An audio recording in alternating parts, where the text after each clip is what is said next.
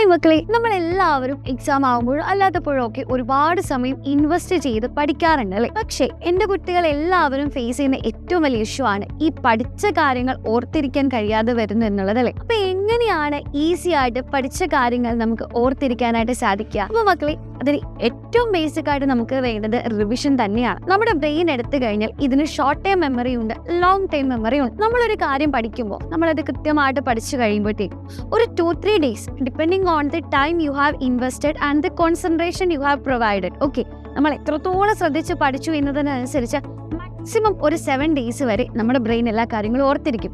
അതിനെയാണ് നമ്മൾ short time memory എന്ന് പറയുന്നത്. അത് കഴിയുമ്പോൾ ഒബ്വിയസ്ലി നോർമൽ ഏത് ഹ്യൂമൻ ബീയിങ് ആയാലും അത് മറന്നുപോകും. പക്ഷേ ഈ ഒരു ടൈം ഫ്രെയിമിനുള്ളിൽ നിങ്ങൾ ആ പഠിച്ച കാര്യങ്ങൾ വീണ്ടും കൃത്യമായിട്ടൊന്ന് റിവൈസ് ചെയ്യുകയാണെങ്കിൽ ഈ short time memory long time memory ആയിട്ട് കൺവേർട്ട് ചെയ്യും.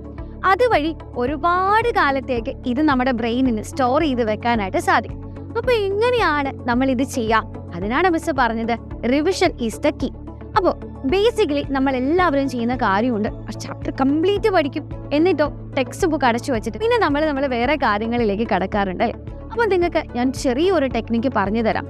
അത് നമുക്ക് ഫോളോ ചെയ്യാൻ കുറച്ചൊരു ബുദ്ധിമുട്ടൊക്കെ ഫീൽ ചെയ്യുമെങ്കിലും ഇത് നിങ്ങൾ കൃത്യമായിട്ട് ഫോളോ ചെയ്യുകയാണെങ്കിൽ നമ്മുടെ ബ്രെയിനിനെ നമുക്ക് അടിപൊളിയായിട്ട് ട്രെയിൻ ചെയ്ത് എല്ലാ കാര്യങ്ങളും ഓർത്തിരിക്കുന്ന രീതിയിലേക്ക് കൊണ്ടുവരാൻ സാധിക്കും. എന്താണ് ടെക്നിക്ക് എന്ന്? നമ്മൾ കെമിസ്ട്രിയിലെ first chapter matter in our surroundings പഠിച്ചു എന്ന് വിചാരിക്കാം.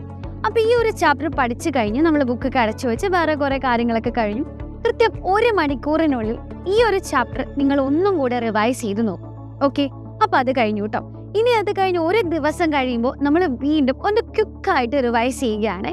അങ്ങനെ അത് കഴിഞ്ഞാൽ ഇനി നമ്മൾ ചെയ്യേണ്ട കാര്യം എന്താണെന്ന് ചോദിച്ചാൽ 1 week ആകുമ്പോൾ വീണ്ടും അത് റിവൈസ് ചെയ്യുന്നു. 10 days നെക്സ്റ്റ് റിവിഷൻ നടക്കുന്നു.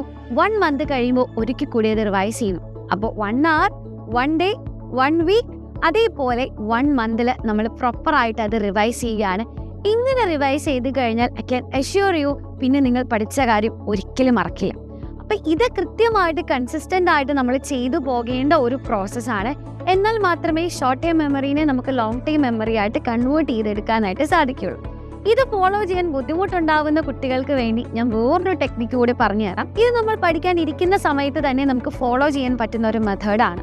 അതായത് നമ്മളൊരു ടെക്സ്റ്റ് ബുക്കിൽ ഇപ്പോൾ നിങ്ങൾ ഇവാപ്പറേഷൻ പഠിക്കാൻ എടുത്തു എന്ന് വിചാരിക്കും. ആ ഒരു ടോപ്പിക്ക് നിങ്ങൾ ടെക്സ്റ്റ് ബുക്കിൽ ആദ്യം ഒന്ന് മനസ്സിരുത്തി നമ്മൾ പുറത്ത് ഒരു തരത്തിലുള്ള ഡിസ്ട്രാക്ഷനും ഇല്ലാണ്ട് തന്നെ മനസ്സിനുള്ളിൽ ഒരു 2 times നമ്മൾ വായിക്കും. അതിനുശേഷം ലൗഡായിട്ട് ഒരിക്കൽ കൂടി നമ്മളത് വായിക്കണം. പിന്നീട് നമ്മൾ ബുക്ക് അടച്ചു വെച്ചിട്ട് ഈ നമ്മൾ വായിച്ച കാര്യങ്ങൾ ഒന്ന് സ്വയമേ പറയാനായിട്ട് നമ്മൾ ശ്രമിക്കുകയാണ്. ഒരു 2-3 times നമ്മൾ അങ്ങനെ പറയാനായിട്ട് ശ്രമിക്കുന്നു.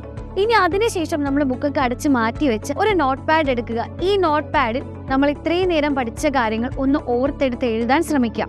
നമുക്ക് കുറച്ച് ഡിഫിക്കൽട്ട് ആയിരിക്കും. ടെക്സ്റ്റ് ബുക്കിലെ എക്സാക്ട് സെന്റൻസ് ഒന്നും നമുക്ക് ഓർമ്മ വരുന്നുണ്ടാവില്ല. പക്ഷേ ഇമ്പോർട്ടൻ്റ് ആയിട്ട് നമുക്ക് പഠിക്കാനുള്ള എല്ലാ പോയിന്റുകളും നിങ്ങൾ കണ്ടിന്യൂസ്ലി റിമെമ്പർ ചെയ്യാൻ ശ്രമിച്ചുകൊണ്ടേയിരിക്കും. ആദ്യമൊക്കെ നമുക്ക് കുറച്ച് ഡിഫിക്കൽട്ടായിട്ട് ഓഫ്കോഴ്സ് ഫീൽ ചെയ്യും. പക്ഷേ പോകെ പോകെ വളരെ ഈസി ആയിട്ട് തന്നെ നമുക്ക് കാര്യങ്ങൾ ഓർത്തെടുക്കാനും അത് എഴുതിയെടുക്കാനും സാധിക്കും. ഇങ്ങനെ എഴുതി കഴിഞ്ഞാൽ നിങ്ങൾ ചെയ്യേണ്ട കാര്യം എനിക്കെല്ലാം സെറ്റായാലോ എന്ന് ഓർത്തിരിക്കുകയല്ല. ഈ എഴുതിയ കാര്യം ടെക്സ്റ്റ് ബുക്കിലെ പോയിന്റ്സുമായിട്ട് നമ്മളൊന്ന് കമ്പയർ ചെയ്ത് നോക്കണം. എല്ലാ കാര്യങ്ങളും വന്നിട്ടുണ്ടോ എന്ന് നമ്മൾ ഉറപ്പുവരുത്താം. ഇനി അങ്ങനെ വന്നിട്ടില്ല എങ്കിൽ ഡു ദിസ് എഗെയിൻ. ഓക്കെ, നമ്മൾ ടെക്സ്റ്റ് വായിക്കുന്നു, വീണ്ടും ഒരിക്കൽ കൂടി നമ്മൾ എഴുതി നോക്കുക. ഇങ്ങനെ ചെയ്യുന്നത് വഴി മക്കളെ പ്രോപ്പറായിട്ട് നമുക്ക് നമ്മുടെ മെമ്മറി പവർ കൂട്ടാനും പഠിക്കുന്ന കാര്യങ്ങൾ ഈസി ആയിട്ട് ഓർത്തിരിക്കാനും സാധിക്കും. നമ്മൾ ടെക്സ്റ്റ് ബുക്ക് എടുക്കുന്ന സമയത്ത് അതിൽ ഒരുപാട് കാര്യങ്ങൾ ഉണ്ടാവും അല്ലെ? ഈ എല്ലാ കാര്യങ്ങളും നമുക്ക് വേണ്ടതാണോ പഠിക്കാൻ? അല്ല. അപ്പൊ നിങ്ങൾ ചെയ്യേണ്ട കാര്യം ഈ റീഡ് ചെയ്യുന്ന സമയത്ത് ഒരു ഹൈലൈറ്റർ പെൻ ഉപയോഗിച്ച് അല്ലെങ്കിൽ നിങ്ങളുടെ പെൻസിലൊക്കെ ഉപയോഗിച്ച് പഠിക്കാനുള്ള പോയിന്റ്സിനെ മാത്രം അണ്ടർലൈൻ ചെയ്യുക എന്നുള്ളതാണ്.